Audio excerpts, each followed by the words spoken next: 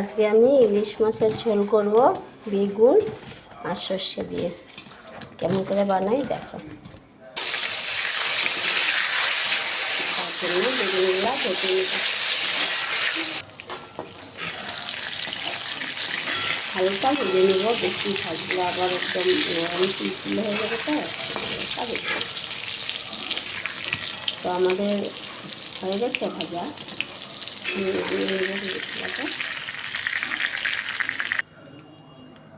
সোমবারে দিলাম কালো জিরা,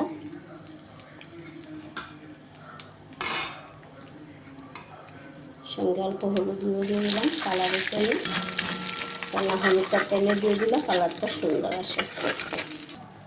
এখানে আছে জিরা, সর্ষে, লঙ্কা পেস্ট অল্প করে দিলাম, কেননা এত ভারী ঝোল ভালো লাগে না গরম দিয়ে, হালকা পাতলা করে বানাবো।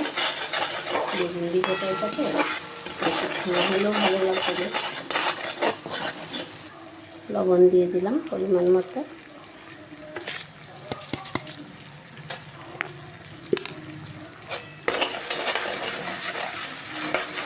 আমাদের সর্ষে প্রায় ভাজা হয়ে গেলে অল্প জল দিয়ে দিলাম।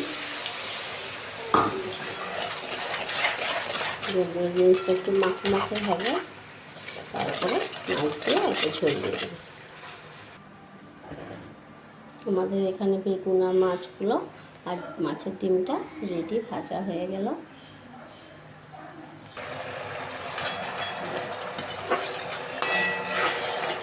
মশলা থেকে তেল ছেড়ে গেছে, এখন জল দিয়ে দেবো।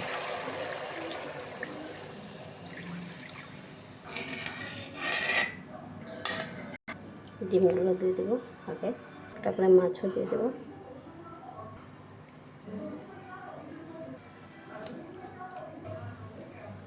দেখেছো ঝোলের রং, লঙ্কা কাঁচা লঙ্কা দিয়ে,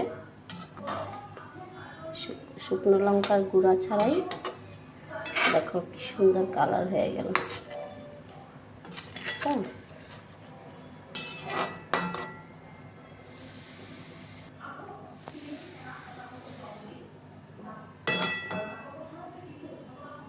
কয়টা ফাটানো লঙ্কা দিয়ে দিলাম।